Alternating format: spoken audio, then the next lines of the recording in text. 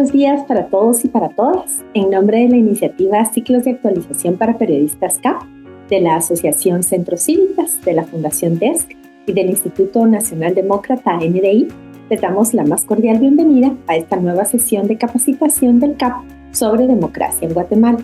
Esta mañana me da mucho gusto en presentarles a Úrsula Indacochea, quien será la expositora de esta tercera jornada del CAP con el tema Sistema de Justicia, Víctima y Perpetrador. Úrsula es abogada peruana, graduada en la Pontificia Universidad Católica del Perú. Tiene estudios concluidos de maestría en Derecho Constitucional por la misma universidad y de estudios avanzados de Derechos Humanos en la Universidad Carlos III de Madrid, España. Ha sido becaria de la Relatoría de Defensoras y Defensores de Derechos Humanos de la Comisión Interamericana de Derechos Humanos, CIDH, y desde 2015 dirige el Programa de Independencia Judicial de la Fundación para el Debido Proceso, DPLF por sus siglas en inglés, que es una entidad basada en Washington dedicada a la promoción del Estado de Derecho y a los derechos humanos en América Latina. Úrsula es investigadora en temas de justicia, derecho constitucional, teoría y filosofía del derecho, derecho procesal y derecho internacional de los derechos humanos, y ha publicado numerosos artículos y contribuciones en libros, blogs y revistas especializadas. También es cofundadora de Constitucionalismo Crítico, una asociación civil que se dedica a fomentar el debate y la difusión del derecho constitucional desde una perspectiva crítica. Úrsula, muchísimas gracias por tu participación esta mañana en los ciclos CAP. Muy bienvenida y te dejo en el uso de la palabra. Muchas gracias, Marielos, y a Ciclos CAP y a todas las personas presentes por la invitación y por el tiempo para hablar en la sesión de hoy sobre el sistema de justicia. He preparado una presentación que les voy a compartir para poder acompañar esta sesión. Bueno, quisiera empezar la sesión de hoy presentando en primer lugar la perspectiva desde la que voy a hacer este análisis. Yo soy una abogada, así que tengo el sesgo legal, pero trabajo los sistemas de justicia de América Latina desde una perspectiva de derechos humanos. Y eso es importante porque desde esta perspectiva el sistema de justicia es un poder del Estado, o mejor dicho, un conjunto de entidades del Estado que precisamente son claves para garantizar el Estado de Derecho y la vigencia de la libertad y de los derechos humanos. Y quisiera también en esta exposición tratar de hacer un vínculo del sistema de justicia y su rol en la democracia, porque cada vez más los problemas, las disfunciones, los ataques que sufren las instituciones de justicia se han recrudecido, pero además tienen un impacto fundamental en la calidad de la democracia, y a veces diría que son el último bastión, digamos, de la democracia. Entonces, cuando tenemos que transitar de vuelta desde regímenes dictatoriales o autoritarismos nuevos, como es el nuevo término que se utiliza ahora, los nuevos autoritarismos, que vamos a hablar de eso también, el camino para regresar hacia un estado de justicia es precisamente, o empieza precisamente por fortalecer el sistema de justicia. Y bueno, desde esa perspectiva, este sistema de justicia fundamental para controlar el poder lo es porque tenemos que tener en cuenta cuáles son los elementos de la democracia. Entonces, para poder hacer un pequeño marco conceptual para la sesión de hoy, no quisiera, y les prometo que esto va a ser probablemente lo más técnico de la sesión. Aquí tenemos tres elementos, no son los únicos, pero tres elementos de un régimen democrático tal como está definido en la Carta Democrática Interamericana, ¿no? El régimen democrático es una forma de distribuir, de organizar el poder que se caracteriza por ciertos rasgos. Uno de ellos es la separación de los poderes, otro de ellos es el poder sometido a la ley, es decir, el poder no se ejerce de manera caprichosa, el poder se ejerce de manera regulada. Y esta ley, pues es una ley abstracta, es una ley que no tiene nombre propio, es una ley que garantiza que todos los ciudadanos que votan para su formación de una u otra manera son tratados con igualdad. Entonces, esa ley establece, digamos, los límites y habla de ley en un sentido amplio, ¿no? Constitución, leyes, reglamentos, cualquier tipo de regulación, marco legal, digamos. Es el cauce por el que se ejerce el poder, ¿no? Y un régimen democrático es un régimen que garantiza la libertad, que ese poder está justamente eh, orientado al bien común, al interés común y a garantizar que los espacios de libertad y de ejercicio de los derechos existen para todos. Hay otros elementos también de esta definición que no están aquí, pero que los voy a mencionar: la alternancia, por ejemplo, en el poder, el voto popular directo, ¿no? O sea, el poder elegir y votar y el voto universal, que todas las personas puedan votar. Entonces, si bien en esta definición el sistema de justicia no aparece expresamente, es como una presencia inmanente, ¿no? Es una, eh, un concepto que precisamente logra que todos estos elementos se plasmen en la realidad, ¿no? Quizás el elemento de separación de poderes sea el que lo incluya, ¿no? Y es una separación no en un sentido clásico como se entendía, digamos, eh, en la época post-Revolución Francesa, en que teníamos solamente 3 poderes. Ahora los estados se organizan de una forma mucho más compleja. Existen diversas entidades reconocidas en nuestras constituciones que tienen niveles de independencia. Por ejemplo, solo para ponerles un ejemplo, el Ministerio Público o las fiscalías hace mucho tiempo eran parte del Poder Ejecutivo y los fiscales generales eran casi como un ministro más. Y eso era así porque se entendía que la fiscalía era parte del sistema de seguridad del Estado, ¿no? Como lo podría ser un ministerio de defensa actualmente o de gobernación. Pero con el tiempo, ese ministerio público adquiere autonomía y se convierte justamente en un control, en un contrapeso a esas políticas de seguridad. Y para poder ser un contrapeso necesita autonomía del Poder Ejecutivo. Entonces, nuestros estados ya no se organizan como se organizaban antes, y por eso hablar de 3 poderes clásicos es quizás un tema de tradición, pero no es como funcionan nuestros estados actualmente. Y el segundo, digamos, bloque de conceptos tiene que ver con la independencia judicial. Y cuando nos referimos a esto, bueno, este principio de independencia judicial es qué cosa es, dónde está, ¿no? Es un concepto nada más que se utiliza y se menciona, o por qué deberíamos tener sistemas de justicia independientes. A mí no me gusta mucho ya hablar solo de justicia independiente porque, porque muchas veces la independencia o la autonomía de las fiscalías también se utiliza como un escudo para evitar el control. Y como justamente la sesión de hoy trata del sistema de justicia como víctima y como perpetrador, cuando el sistema de justicia es perpetrador no quiere rendir cuentas y precisamente para evitarlo utiliza como argumento su independencia. Entonces me gusta más pensar en en una justicia democrática que tenga 2 caras de la moneda. Una, la independencia judicial, y la otra, la rendición de cuentas.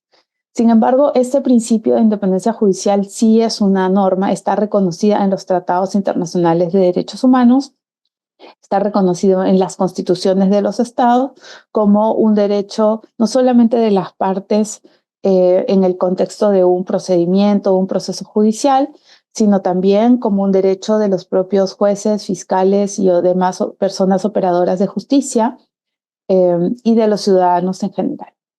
Y al menos en lo que respecta a América Latina, nuestro sistema interamericano le ha dado estos tres contenidos, ¿no? Tener un adecuado proceso de nombramiento, inamovilidad en el cargo o una estabilidad reforzada, que significa que las personas operadoras de justicia que son funcionarios públicos tienen más estabilidad en sus cargos que cualquier otro funcionario público, y si son altas autoridades más aún, y garantía frente a presiones externas que pueden tener diversas formas, ¿no? Más adelante tengo un cuadro con algunas de estas, pero estas presiones externas pueden ser desde un recorte de presupuesto por parte del Congreso o el Ejecutivo hasta aprobación de leyes para reducir las edades de jubilación, ampliar los mandatos o reducirlos, establecer, por ejemplo, crear nuevas salas, ampliar el número de miembros de las Cortes Supremas o reducirlos, ¿no? Lo que aquí en Estados Unidos se llama el court packing, ¿no? Decir, bueno, esta Corte Suprema tiene demasiados jueces elegidos por los demócratas, entonces hay que ampliar para que haya espacio para más jueces republicanos y así que haya un equilibrio, ¿no? Ese tipo de razonamientos que implican interferencias y presiones externas están incluidos y prohibidos por esta última garantía, ¿no? Y en el caso de Guatemala, el tema del adecuado proceso de nombramiento es crucial, y es crucial también ahora porque, bueno, en breves semanas vamos a ver el inicio del proceso de elección de magistrados de la Corte Suprema de Justicia y de todas las cortes de apelaciones del país.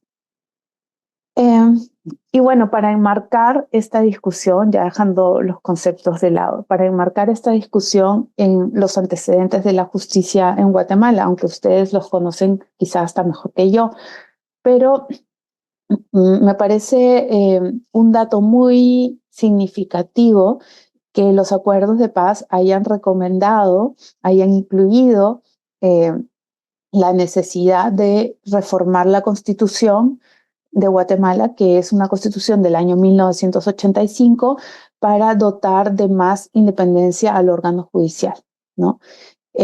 Este pedido, este contenido del acuerdo de paz, de los acuerdos de paz, también estaba, por ejemplo, en los acuerdos de paz de El Salvador, y El Salvador sí logró modificar su constitución. Y de hecho las reformas que se introdujeron en la constitución salvadoreña por mucho tiempo fueron, digamos, un buen corset, si se quiere decir así, para contener a los apetitos políticos o los apetitos de la clase política sobre el sistema de justicia. Y eso permitió que se desarrolle una sala de lo constitucional muy buena, independiente, pero al final, pues, esas correas saltaron, ¿no? Justamente precisamente por por el éxito, digamos, que tuvo esa reforma, al final, pues hemos llegado a un resultado quizás no muy distinto, ¿no? Quizás con unas formas menos cuidadas que en Guatemala, pero tenemos un poder judicial, un órgano judicial en El Salvador casi absolutamente capturado por el poder político. Entonces, bueno, eso también nos hace pensar si realmente reformar las leyes es suficiente, ¿no? O si se requiere algo más. Entonces, bueno, en el caso de Guatemala no se produjo esta reforma constitucional, pero posteriormente se produjeron otras reformas a nivel legal, no constitucional. Creo que los informes de la CICIG contabilizan hasta más de 40 reformas legales que tienen que ver con necesidades que iban surgiendo, ¿no? Por ejemplo, crear el sistema de justicia penal especializado con competencias para crímenes crímenes graves, ¿no? Lo que se llama el circuito de alto riesgo. Y así una serie de reformas que afectaban el sistema de justicia, básicamente en el orden penal. Y dos de ellas que son significativas son la ley de carrera judicial y la ley orgánica del Ministerio Público que se publicaron entre esos años, entre el 99 que fracasó la reforma constitucional y el 2016 que fracasó la segunda reforma constitucional. Entonces, bueno, con estas reformas se produce en un momento histórico de Guatemala un consenso o un aparente consenso político en que ya sí esta vez hay que reformar la Constitución y fortalecer la justicia, y se inicia este diálogo nacional hacia la reforma del sistema de justicia en Guatemala en el 2016 por un impulso de los presidentes de los 3 poderes del Estado. Eso es muy poderoso, eso casi en ningún país sucede que los 3 presidentes del Congreso, del Ejecutivo y del Poder Judicial presenten una iniciativa a la ciudadanía y hagan diálogos descentralizados. Bueno, Guatemala es un país pequeño, se hicieron 7 diálogos regionales, se hizo una mesa de trabajo después para procesar todos esos insumos, hubo una participación amplísima de sociedad civil, de organizaciones sociales de base, y se presentó en octubre del 2016 esta iniciativa, pero se quedó estancada y no prosperó. Entonces, tenemos un país que lleva más de 28 años intentando reformar profundamente su sistema de justicia, ¿no? Y que no lo logra, y hay que preguntarnos por qué, ¿no? Creo que el hecho de que se hayan intentado este tipo de reformas tan profundas es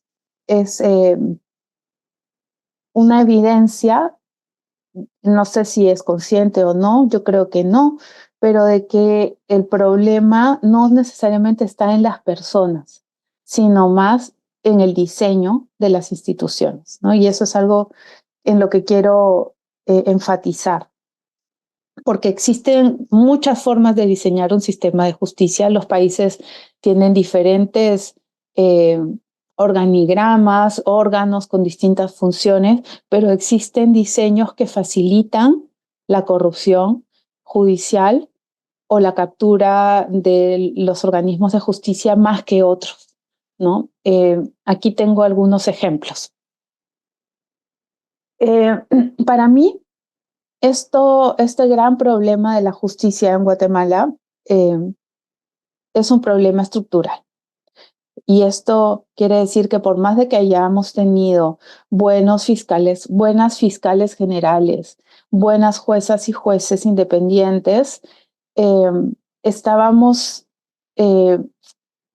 colocando a esos actores en una estructura en la que naturalmente iban a ser o expulsados o hostilizados, ¿no? Entonces aquí, este es un triángulo que yo uso para explicar de manera muy simple cómo funciona la institución del sistema de justicia, digamos, por antonomasia, que es el órgano judicial, ¿no? Es un triángulo donde en la base están los jueces de primera instancia. Si queremos podemos agrandar un poco más el triángulo y poner la justicia de paz o de paz letrada en algunos países, pero bueno, digamos que los jueces que son la primera instancia en cualquier proceso judicial ordinario, ¿no? Luego tenemos una sección intermedia donde están los magistrados y magistradas de apelaciones, que son, en mi opinión, algo así como la caja abdominal del sistema de justicia. Y luego tenemos la cúpula, donde están las cortes, las altas cortes, la Corte Suprema. Normalmente esta estructura no la tienen las cortes de constitucionalidad, las cortes constitucionales, porque o suelen ser una sala dentro de la Corte Suprema en algunos países, o suelen tener debajo personal auxiliar, ¿no? No son una instancia única que a veces funciona articulada con el Poder Judicial. Es decir, los procesos de amparo a veces empiezan en el Poder Judicial y la última instancia es el Tribunal o la Corte Constitucional, o a veces de frente a la Corte Constitucional, como ocurre en Guatemala.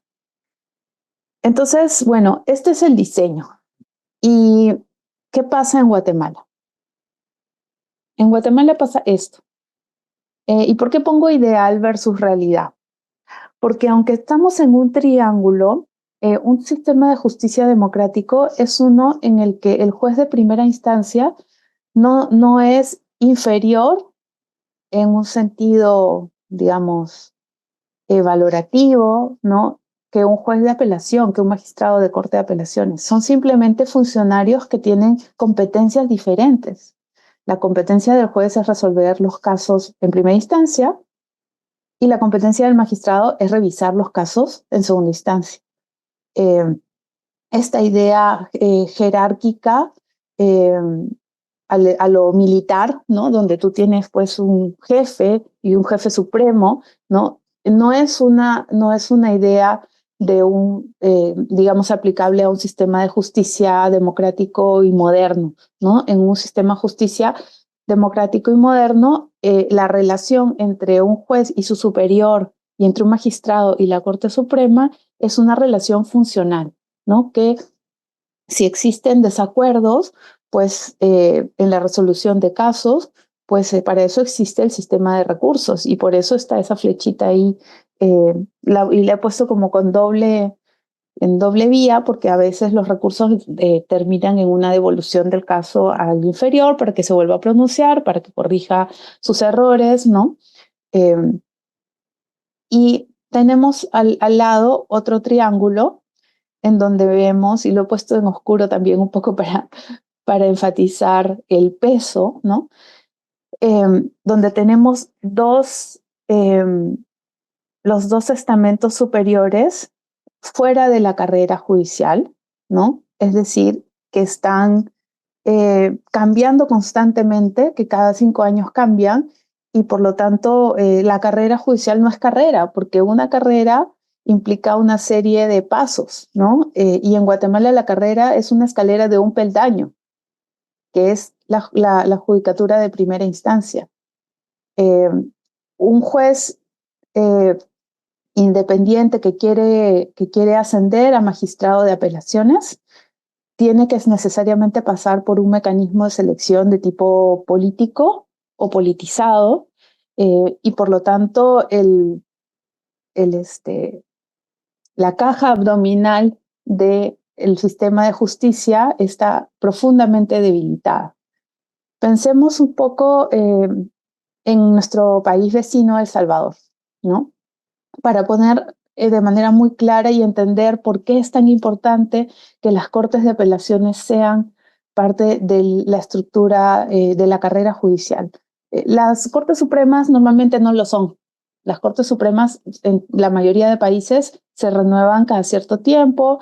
Lo ideal es que tengan mandatos largos. En México tienen 15 años, por ejemplo. En los Estados Unidos son vitalicios. En otros países son 7 años, 9 años. Ya digamos, en Guatemala son 5, ¿no? Y, y ese periodo corto también es su problema. Pero, ¿qué pasa en El Salvador? El Salvador tenía esta estructura, ¿no? Y cuando el partido Nuevas Ideas del presidente Bukele llega al poder, eh, empieza un ataque sistemático a la cúpula, ¿no? Y específicamente de esa cúpula a la sala constitucional. Y esto ocurre más o menos casi al inicio de la pandemia. Y este ataque es un ataque utilizando el discurso, ¿no? Las redes, el Twitter. Ustedes son corruptos, ustedes han sido eh, cómplices de las élites del pasado, ustedes están en contra del pueblo, me anulan mis decretos de pandemia, entonces, bueno, ustedes son los responsables si la gente muere, ¿no? Pero si uno lo documenta, y ustedes que son periodistas son especialistas en documentar, uno puede establecer una constancia, un patrón constante de ataque a la cúpula. Luego, el partido Nuevas Ideas gana la supermayoría en el Congreso y esa supermayoría le permite al presidente tomar cualquier decisión sin necesidad de negociar un solo voto con ninguna oposición. Una oposición arrinconada que no puede hacer nada y no puede detener nada. Entonces, esa Asamblea Legislativa en su primer día, el primer acto es descabezar a la Corte Suprema. Los eliminan Los remueven sin siquiera notificarles, y lo mismo con la Fiscalía General. Y ponen en su lugar a personas cercanas al gobierno de manera temporal. Y luego lo que sigue, y eso es lo que a mí más me importa, es una reforma a la ley de carrera judicial. Y en esta reforma se dice que las personas operadoras de justicia, tanto en la fiscalía, son dos leyes, pero digamos que podemos ponerla en un solo paquete, tanto los fiscales como los jueces con más de 30 años de carrera de servicio o 60 años de edad se tienen que jubilar inmediatamente.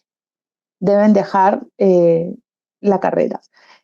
Y al dejar la carrera, por supuesto, pierden sus beneficios de inamovilidad.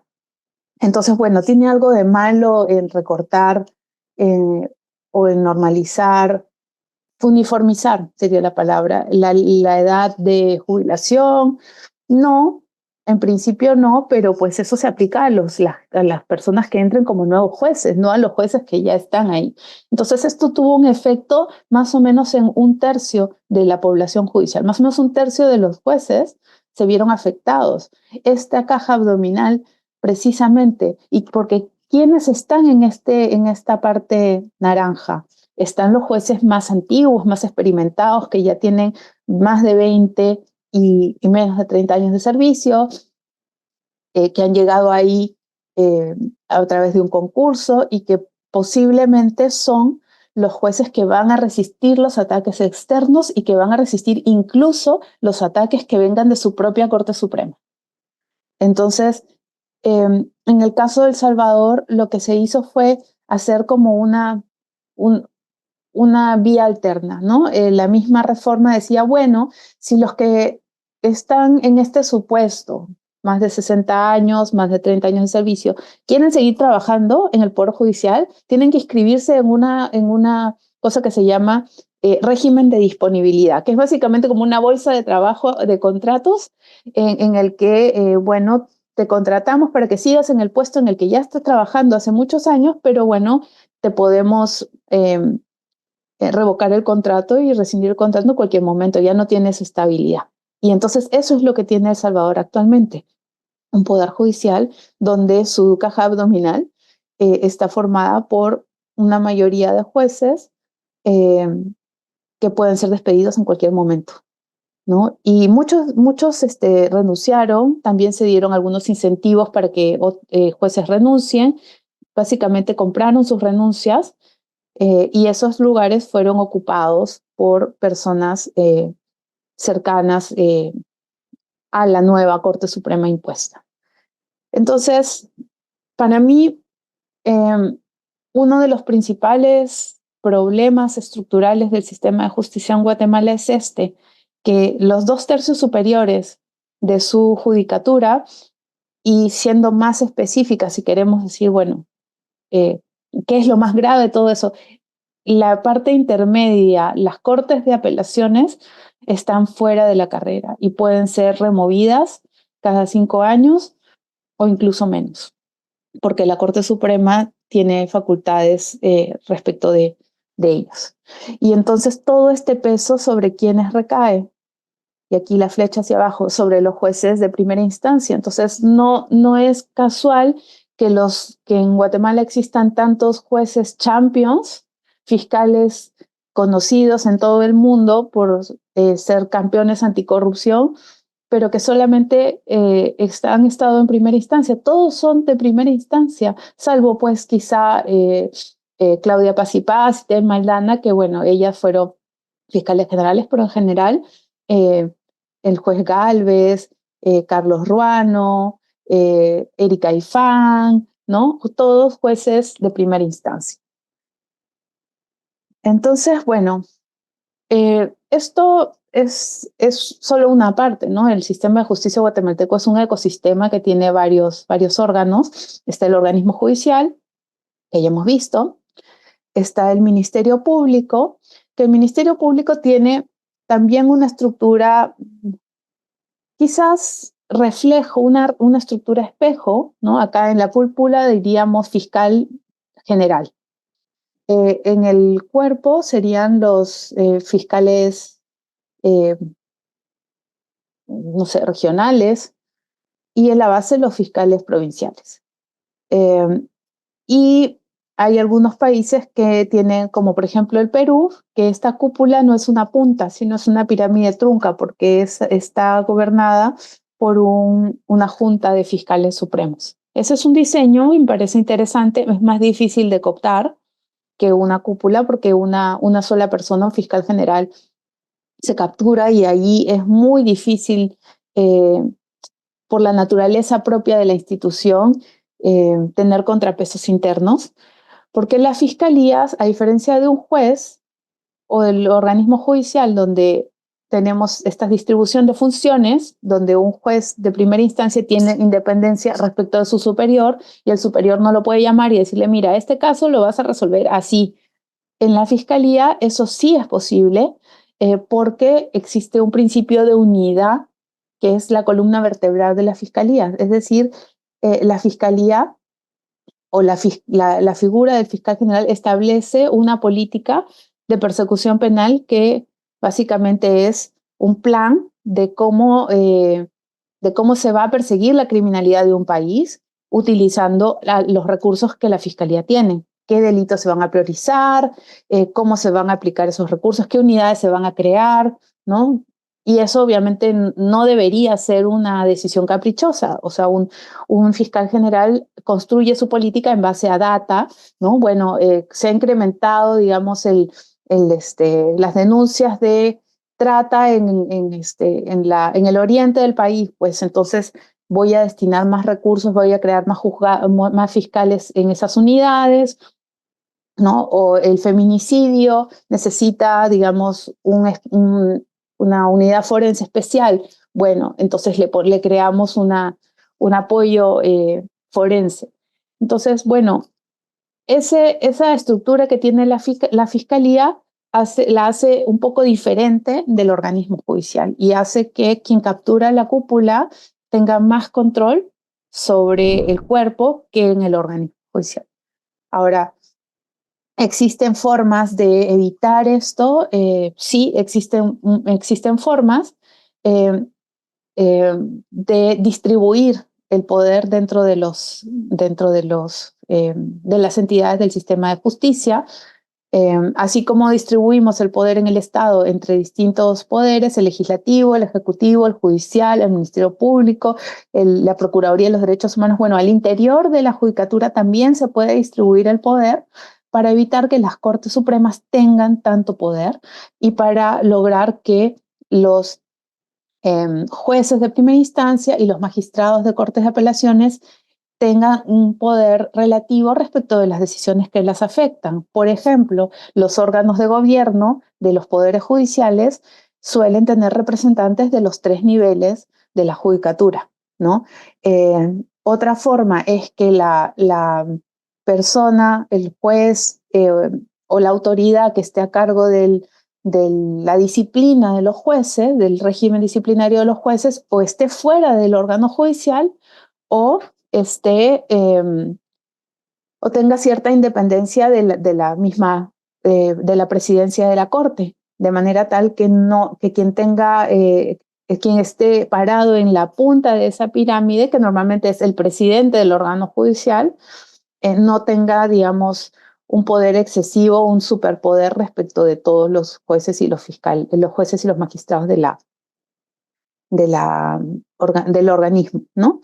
Está, bueno, también el Consejo de la Carrera Judicial, que es un órgano que está creado por la Ley de Carrera Judicial, que está bastante debilitado, precisamente porque la carrera judicial no es relevante en Guatemala, es que es un órgano débil, ¿no? Tenemos otros países donde quien administra la carrera judicial es un órgano muy fuerte. Un ejemplo es el de la Junta Nacional de Justicia en el Perú, que es un órgano que administra el nombramiento, la evaluación, la ratificación, la disciplina, la destitución de los jueces y fiscales de todos los niveles, y por lo tanto es un órgano con mucho poder y justamente por eso está más atacado, ¿no?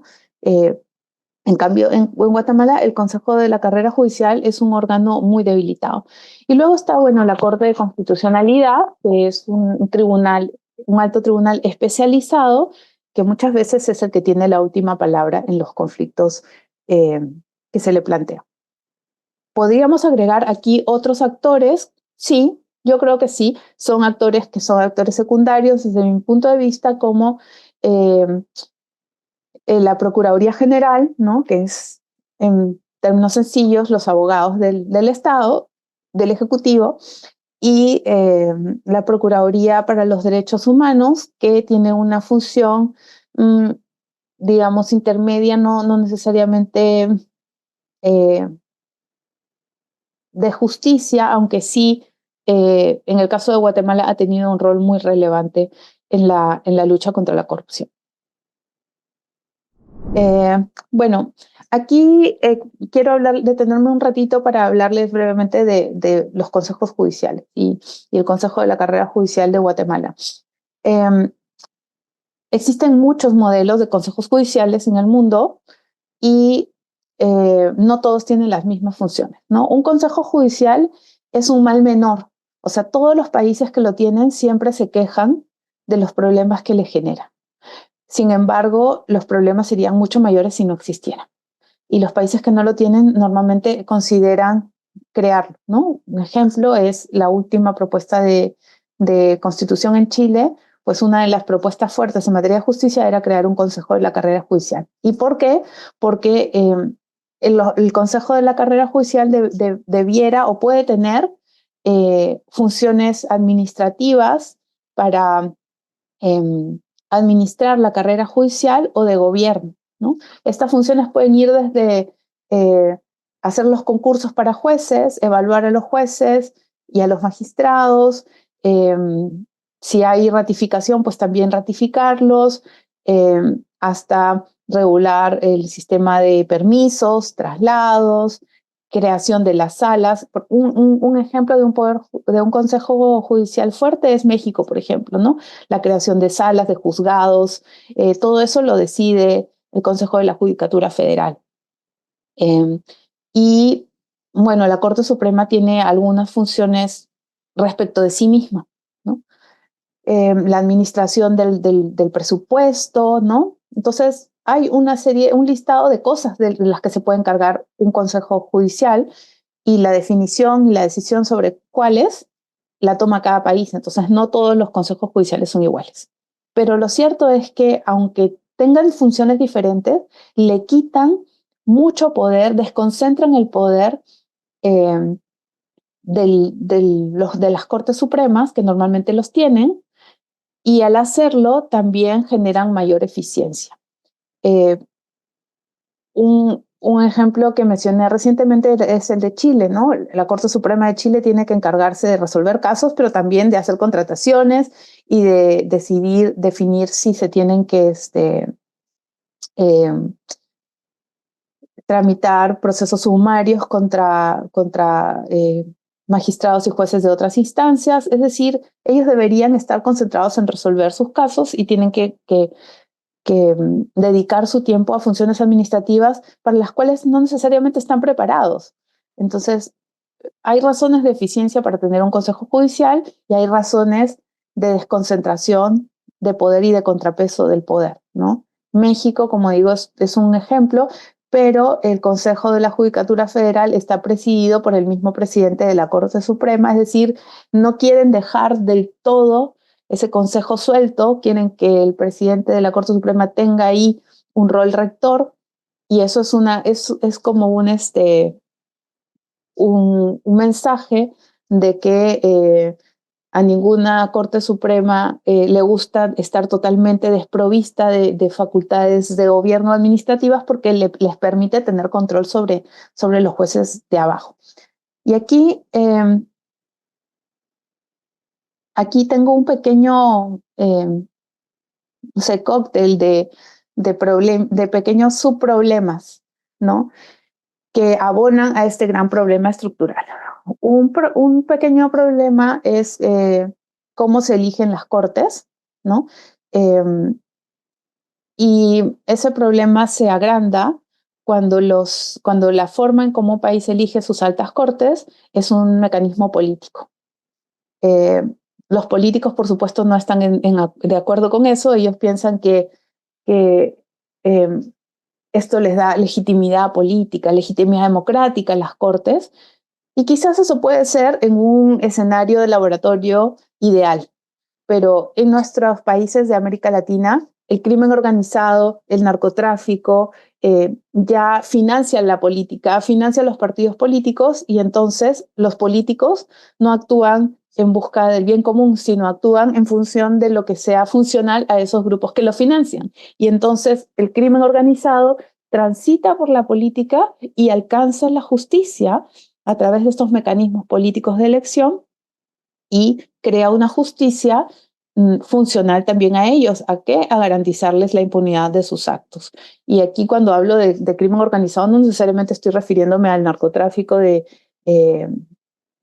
digamos, transnacional. También puede ser grupos de poder, no sé, universidades, gremios de transporte, aduanas, eh, qué sé yo, tala ilegal, minería ilegal, eh, muchos grupos que a veces actúan juntos, a veces actúan por separado. No sé, ex miembros de las fuerzas militares de un país que se han convertido en empresarios y que quieren enterrar, digamos, los crímenes de los que se les acusa de las épocas de conflicto armado. Entonces hay muchos actores que quieren influir en cómo se eligen las cortes, y pues normalmente, cuando ese mecanismo es político, lo hacen a través de la influencia sobre los partidos políticos. Bueno, luego está la vulnerabilidad frente a las influencias externas. En Guatemala, la forma de elegir las cortes es una forma, esta de las comisiones de postulación, que cuando se creó fue una buena idea. ¿Por qué? Porque es un mecanismo, se crea esta comisión de postulación que no tiene participación de los poderes políticos. Entonces, qué mejor, ¿no? Nos estamos alejando de este primer escenario que les menciono. Los políticos no participan en la elección de las cortes. Estamos bien. Pero ¿quiénes sí participan? Las universidades, ¿no? El colegio de abogados. Y entonces, bueno, todos los que acudían al sistema político para influir a las cortes, bueno, ahora acuden al colegio de abogados y ahora acuden a las universidades. Entonces, digamos, hemos desplazado simplemente el mecanismo, pero la influencia y la permeabilidad sigue existiendo, ¿no? ¿Qué otros problemas de diseño estructural pueden haber? Bueno, que hayan mecanismos de control que solamente puedan ser activados por actores políticos, porque los mecanismos de control no solamente sirven para que los miembros del Poder Judicial, los jueces, los altos jueces, rindan cuentas, sino también para amenazar a esos altos jueces cuando están actuando bien. Entonces, por ejemplo, los juicios políticos, como ocurre en Honduras, ¿no? El Congreso en el 2014, creo, removió en su totalidad a la Corte Suprema de Justicia, o a la Sala Constitucional, creo, de la Corte Suprema de Justicia, luego de que les anuló una reforma policial. Entonces, bueno, los actores políticos utilizan estos mecanismos de control eh, para sacar de camino a los fiscales generales o magistrados que les resultan incómodos. Luego tenemos mandatos cortos o reelección, ¿no?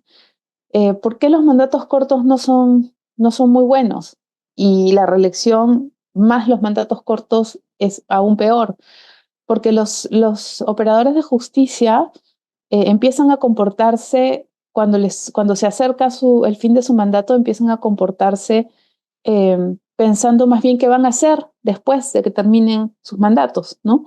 Muchos de ellos si son abogados, tienen que regresar a sus despachos y tienen que buscar clientes, y entonces probablemente si emiten sentencias que pueden enojar, digamos, o afectar los intereses de estos clientes, pues probablemente ya no tengan trabajo cuando salgan.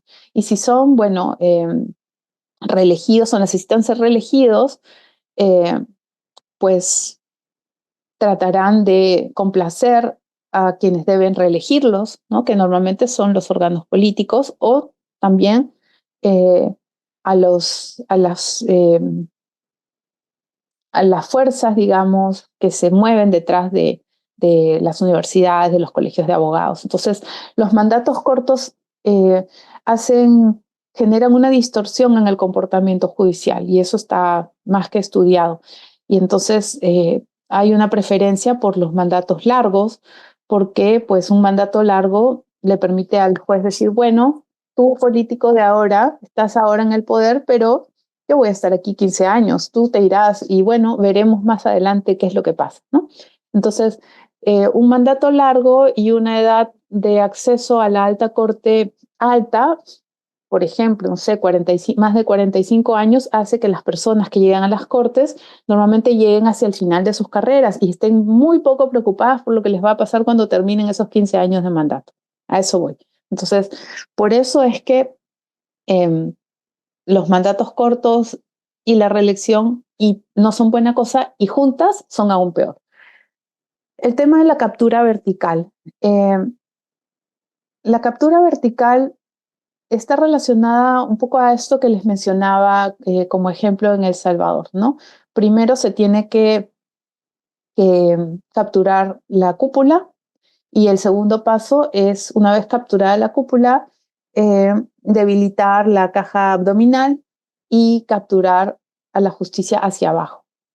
Esta pirámide pues no le sirve mucho a quienes les interesa controlar el poder judicial, si es que ese control no se extiende no se ramifica, ¿no? Entonces, ¿cómo se hace eso? Vienen las reformas profundas a las leyes de carrera. En esta captura vertical se necesita reforzar los poderes de las cúpulas y eliminar los contrapesos internos. Vuelvo al ejemplo de El Salvador. No solamente se creó este régimen de disponibilidad, donde pues, los jueces más antiguos y experimentados han tenido que ceder su inamovilidad, su permanencia en el cargo, sino que también se han utilizado algunas argucias técnicas para reforzar y darle superpoderes a la Corte Suprema.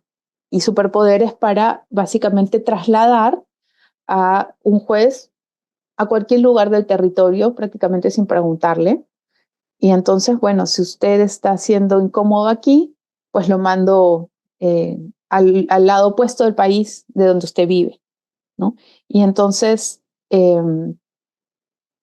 ese poder y el de nombrar, por ejemplo, provisionalmente a jueces o a fiscales, en el caso de la fiscalía, también es unos poderes súper concentrados, ya sea en la Corte Suprema o en el Poder Judicial.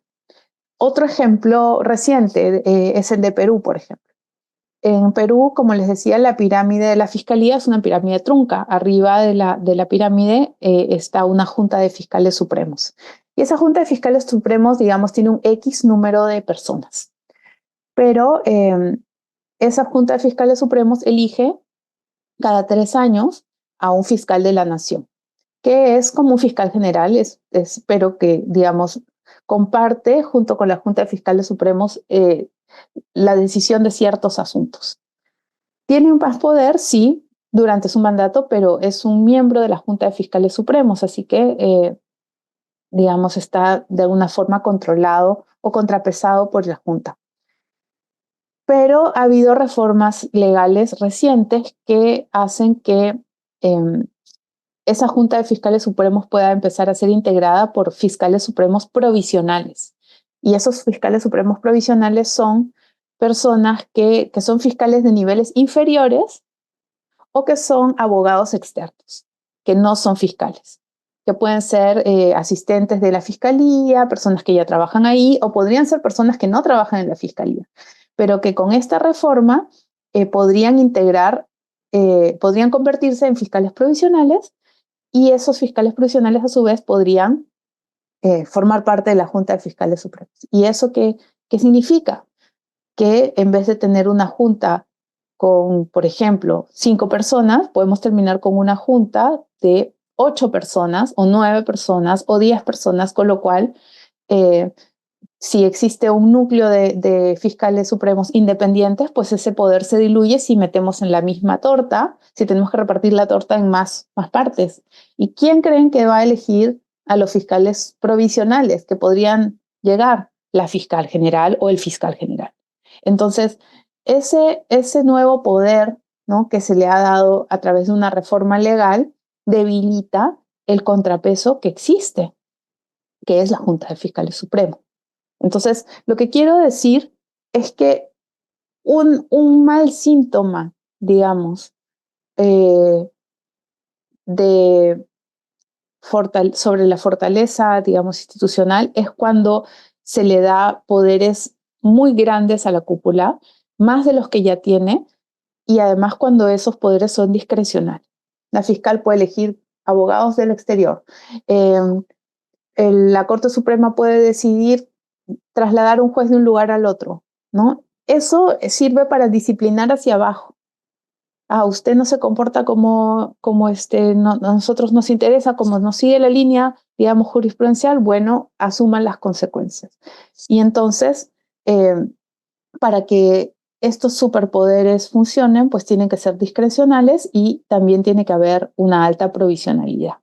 En el caso de Guatemala, la provisionalidad no es necesariamente el problema, porque no es esa la vía, creo, por la que se ha capturado el sistema de justicia, aunque si lo vemos, digamos, de manera amplia, podríamos decir que los magistrados de las Cortes de Apelaciones son provisionales, porque duran 5 años. Claro, tienen estabilidad mientras están en esos 5 años, pero la provisionalidad le quita, digamos, al juez, al magistrado, su principal arma para resistir. Y lo que suele suceder en los países es que cuando llega un proyecto político autoritario, normalmente quiere cambiar la constitución para ponerse unas propias reglas que le funcionen a su proyecto político, ¿no? ¿Y qué creen? Esas reglas, esas nuevas constituciones siempre traen una disposición transitoria que dice que todos los jueces titulares se convierten en provisionales a partir de la nueva constitución, ¿no? Y que van a ser evaluados y que van a ser confirmados después en sus cargos, pero que como la constitución cambia, su estatus cambia. Y entonces vemos en el caso de Ecuador, de Correa, en el caso de Bolivia, de Evo Morales, situaciones en las que jueces con mucha experiencia de pronto ahora están en sus propios cargos, pero de forma provisional. Y en Bolivia la provisionalidad en un momento llegó a ser más del 90%, ¿no? En el caso, por ejemplo, de la Fiscalía de Perú, que conozco, digamos, muy bien, más del 65%, más del 55% de los fiscales son provisionales.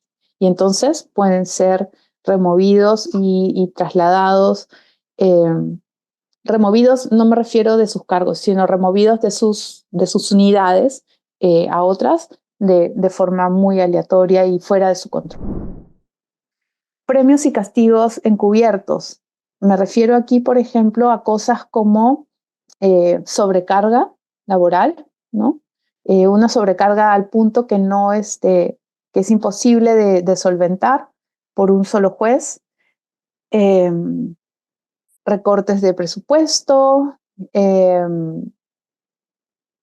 traslados a especialidades que no son las que tiene el juez, es decir, si usted es un juez de familia o un juez penal, de pronto lo trasladan a un juzgado de familia, ¿no? Donde no se va a sentir como pez en el agua y donde va a tener que empezar a aprender otra vez, ¿no?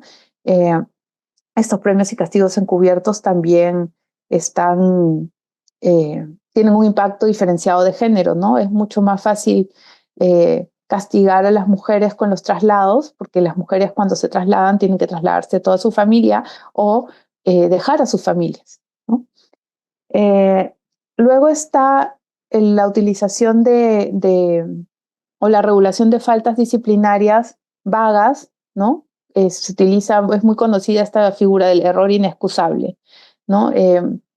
una falta disciplinaria que permite sancionar a un juez es un error inexcusable o su impericia manifiesta, una fórmula así, ¿no? Prácticamente sirve para que una decisión que emitió ese juez y que no agrada a los intereses o que lesiona ciertos intereses, pues pueda utilizarse como excusa para iniciarle un proceso disciplinario y removerlo, ¿no?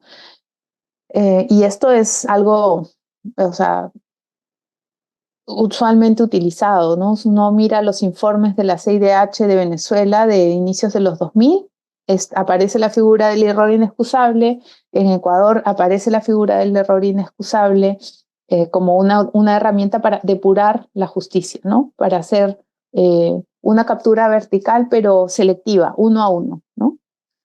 El control de juzgados clave, ¿no? Es decir, si no puedo controlar toda la judicatura todavía, controlo ciertos juzgados o concentro, digamos, ciertas competencias en algunos juzgados y controlo esos juzgados.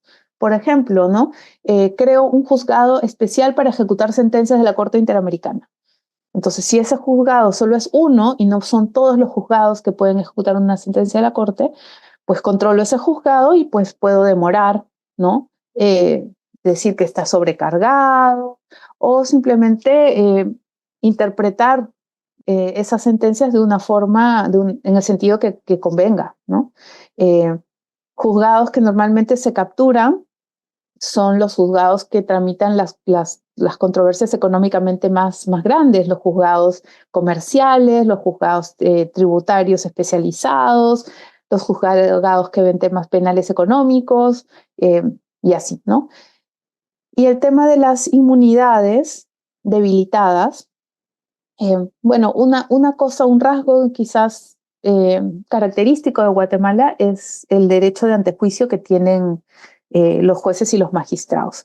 En otros países, como en Ecuador, se puede detener, un juez puede estar en un despacho y le allanan el despacho y lo detienen y en prisión preventiva en menos de 24 horas.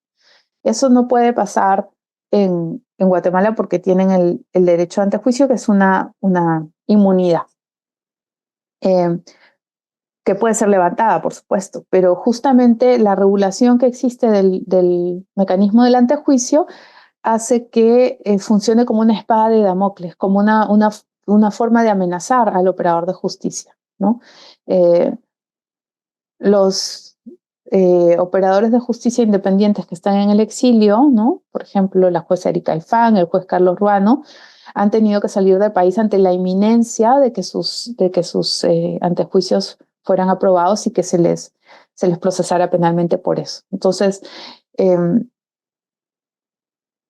esa es una forma, por ejemplo, de superpoder de la Corte Suprema, porque no está mal que exista el derecho a antejuicio, está bien que exista un control previo, que los jueces no puedan ser llevados a la justicia penal tan fácilmente, pero ¿quién decide eso?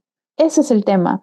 Entonces, si en un diseño estructural de la justicia esa decisión se le pone a la cúpula, entonces es una forma de controlar verticalmente el sistema de justicia. Bueno, acá ya hemos pasado mucho tiempo, entonces vamos a avanzar para que no se nos vaya pasando. Entonces, bueno, teniendo en cuenta todo esto,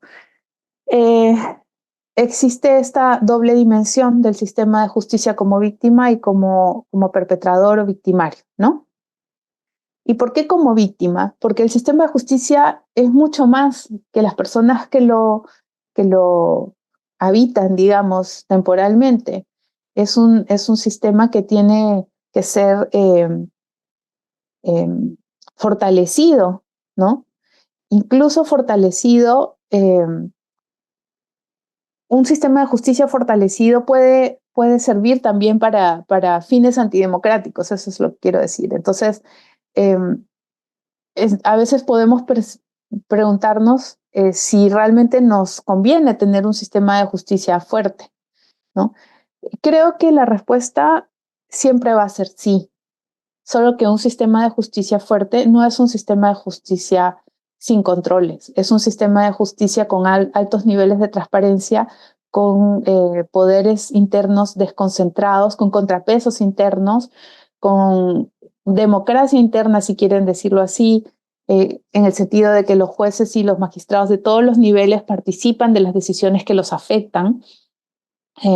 Y entonces, ese sistema de justicia, cuando es una víctima, tanto a nivel macro, digamos, como institución, como a nivel individual de los jueces o los fiscales como individuos, son objeto de distinto tipo de ataques, ¿no?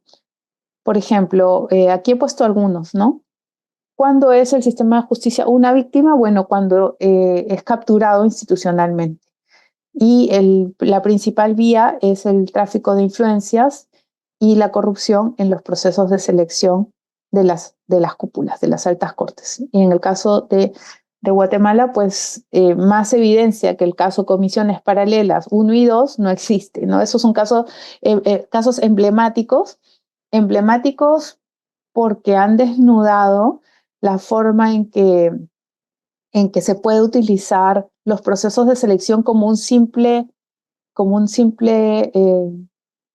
cascarón formal, ¿no? En el caso de comisiones paralelas, ustedes recordarán que existen las comisiones de postulación, que es el órgano formal, y existen estas comisiones paralelas, donde algunos miembros de la comisión, del órgano, digamos, competente, pertenecen a esta comisión paralela, donde realmente es donde se toma la decisión de quién se va a nombrar, y está formada por actores externos de poder, y estos sujetos trasladan esa decisión al órgano formal. Entonces, el proceso de selección se convierte en una simulación, en algo que le da apariencia de formalidad, de que estamos eligiendo por mérito, de que hay transparencia, de que estamos dejando que la sociedad civil participe, pero que en realidad no está cumpliendo para nada su función. Entonces, bueno, una de las preguntas que yo les voy a plantear al final para que conversemos es si realmente el sistema de comisiones paralelas es el problema. Porque yo personalmente pensé eso por mucho tiempo, pero he visto en la experiencia de Honduras, que tiene un sistema parecido, ellos no se llaman se llama juntas postuladoras, no comisiones de postulación, sino junta nominadora y junta postuladora, y funcionó medianamente bien. Entonces, claro, el resultado no fue perfecto, pero logró filtrar a las peores personas en ese sentido, ¿no? Entonces, eso me hizo dudar si realmente el problema es el mecanismo, ¿no? No existe un mecanismo perfecto. El mecanismo de comisiones paralelas visto en frío en un laboratorio, o sea, uno se lo lleva, pues, o sea, a un experto de otro país que no sabe nada de Guatemala y le dice, bueno, ¿qué te parece este modelo? Y diría, mira, tiene transparencia, participación ciudadana, no hay participación de órganos políticos acá.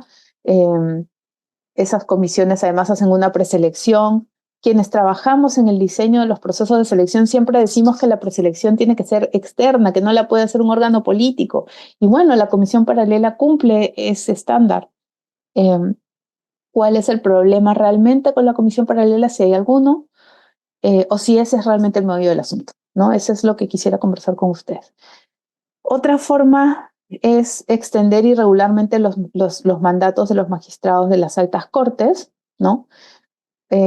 Es algo que también ustedes han vivido, ¿no? La Corte elegida de Corte Suprema y las Cortes de Apelaciones elegidas en el 2014, que debían de terminar su mandato en el 2019, pues se han quedado 4 años más, o sea, casi el doble de su mandato. Y esto cada vez lo vemos más, simplemente el no activar los mecanismos de selección o activarlos y dejarlos ahí inconclusos. Y esto no es casual porque el statu quo beneficia siempre a alguien, y que se queden unos magistrados y no se nombren otros beneficia siempre a alguien, ¿no? Y entonces tenemos que poner un candado para evitar que eso suceda. ¿Qué candado puede ser? Bueno, después de tantos días de plazo que el Congreso no elige el presidente, o después de es una forma de hacerlo. Existen también otras, puede ser otro órgano el que decida, puede ser la Corte de Constitucionalidad, qué sé yo, pueden ser distintos órganos, o puede repartirse incluso entre órganos. A lo que voy es que, sea cual sea la decisión o el sistema, debe haber una cláusula de cierre para evitar que se manipule eh, eh, los mandatos extendiéndolos más allá de sus términos, ¿no? En Bolivia tienen un gran problema ahora porque se les venció los mandatos de las altas cortes y bueno, esas altas cortes se eligen por voto popular y entonces no convocar a las elecciones es casi como, no, es como extenderle el mandato al presidente de la República o a los congresistas que también son elegidos por voto popular. Entonces, bueno, ahora ellos están tratando de resolver eso. Un debilitamiento del sistema de justicia, la ausencia de voluntad política para aprobar las reformas constitucionales. ¿Por qué no se aprobaron las reformas constitucionales del 2016 si supuestamente había un consenso desde todos los poderes del Estado? ¿O estamos ante una nueva simulación de proceso participativo de reforma constitucional? ¿Qué es lo que falló? ¿No?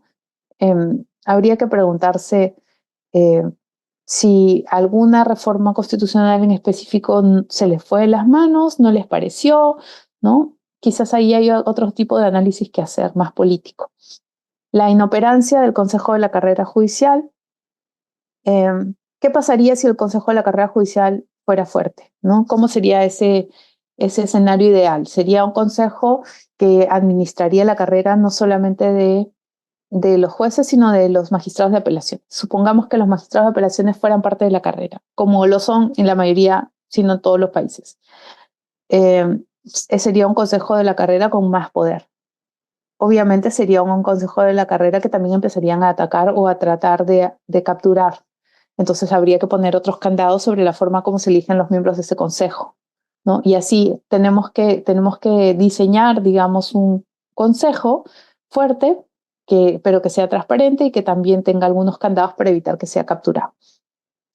Y luego, bueno, otra forma en cómo el sistema de justicia es una víctima es a través de la persecución, ¿no? La criminalización y el exilio, ¿no? Y aquí criminalización me refiero a utilizar el derecho penal, utilizar la fiscalía y el sistema de justicia penal contra jueces, contra fiscales independientes que además son los que tienen a cargo cierto tipo de casos, los casos de graves violaciones a derechos humanos, los grandes casos de corrupción, ¿no? Esas son las personas que son perseguidas, criminalizadas y que en el caso de Guatemala están masivamente en el exilio. Pero otra forma también de ser víctima es cuando el sistema de justicia como un todo o los jueces individualmente son atacados a través del discurso oficial. Ustedes deben haber visto como comunicadores mucho en las noticias que aparece, no sé, el presidente López Obrador en su mañanera y pone una lámina con las caras de los jueces. Estos son los jueces que liberan a los delincuentes. Lo mismo hizo Noboa, lo mismo hizo Correa, lo mismo hizo Evo Morales. Digamos, ¿está mal exponer este tipo de situaciones o no? Yo diría que tenemos que mirar el efecto no solamente respecto de estas personas, sino también respecto de la confianza en el Poder Judicial. Cuando pasa esto, normalmente es la antesala de una iniciativa de reforma, ¿no? Como los jueces son corruptos, como los jueces liberan a los delincuentes, pues en este momento vamos a solucionar eso aprobando esta reforma que yo tengo en la mano, ¿no? Casualmente los ejecutivos siempre tienen una reforma de la justicia bajo la manga. Entonces, bueno, no solamente los funcionarios públicos atacan a los jueces, sino también otros actores que no son funcionarios públicos, ¿no? La Fundación contra el Terrorismo, actores de grupos de ultraderecha, de ultraizquierda, de todos los sectores políticos atacando a los jueces para obtener un fin común, que es probablemente aprobar o impulsar reformas más profundas. Entonces, bueno, ese es el sistema de justicia como víctima. Y como victimario, bueno, una vez capturado, no se necesita capturarlo totalmente, puede ser parcialmente. eh, el sistema de justicia es utilizado para debilitar la democracia. Y eso es precisamente, eh, esa es precisamente la razón por la cual está, digamos, tan vinculado la independencia de la justicia con la defensa de la democracia. Porque en los nuevos autoritarismos, el debilitamiento de la democracia no se hace sacando los tanques a la calle, se hace utilizando procedimientos jurídicos, utilizando la ley, utilizando el sistema de justicia para atacar y debilitar las instituciones democráticas. A ver, ¿cómo se hace eso? Primero, para perpetuarse en el poder, pues capturo una corte constitucional que interprete los artículos sobre la reelección y me diga que me puedo reelegir cuando la Constitución prohíbe mi reelección, ¿no? Caso Honduras, caso Bolivia. En el caso de Bolivia hasta dijeron que existía un derecho humano a la reelección. O sea, imagínense. Pero digamos, esa es una de las razones por las que se capturan las cortes constitucionales, para buscar, si no tengo, digamos, la fuerza política para modificar la Constitución, pues la modifico indirectamente, ¿no? A través de sentencias de la Corte de Constitucionalidad que me van a interpretar A cuando dice B, ¿no? También puedo utilizar el sistema de justicia para perseguir a mis opositores políticos. No tengo que esperar a que vengan el periodo de las elecciones y vengan las misiones de observación y digan, aquí hubo irregularidades. Mejor voy a disuadir a mis opositores políticos a que se presenten, ¿no? Voy a empapelarlos con denuncias penales para que no se puedan inscribir o para que mejor decidan no presentarse a la contienda electoral. Quien me critique también, periodistas de investigación que están sacando denuncias en mi contra, también, bueno, que investiguemos quién les ha filtrado la información, investiguemos sus fuentes, cómo han obtenido esa información, ¿no? Utilizar eso, el sistema de justicia penal, para amedrentar a la oposición política, a la prensa, a los defensores de derechos humanos.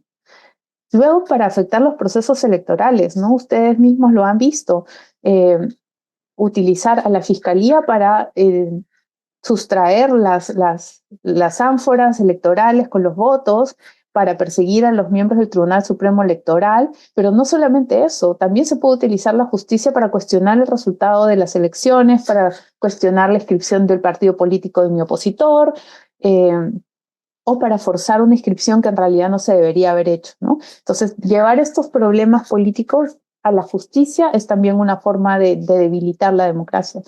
Y bueno, la más clásica, generar impunidad, ¿no? Genero impunidad cuando archivo las investigaciones criminales y los procesos contra personas poderosas, ¿no? Y normalmente esos archivamientos no son digamos, un acto de buena voluntad, vienen a cambio de algo, ¿no? Vienen a cambio de apruébame esta reforma, vota en este sentido, impulsa esta iniciativa o no te opongas a esta iniciativa, ¿no? Entonces, generar impunidad normalmente es una moneda de cambio, no viene sola.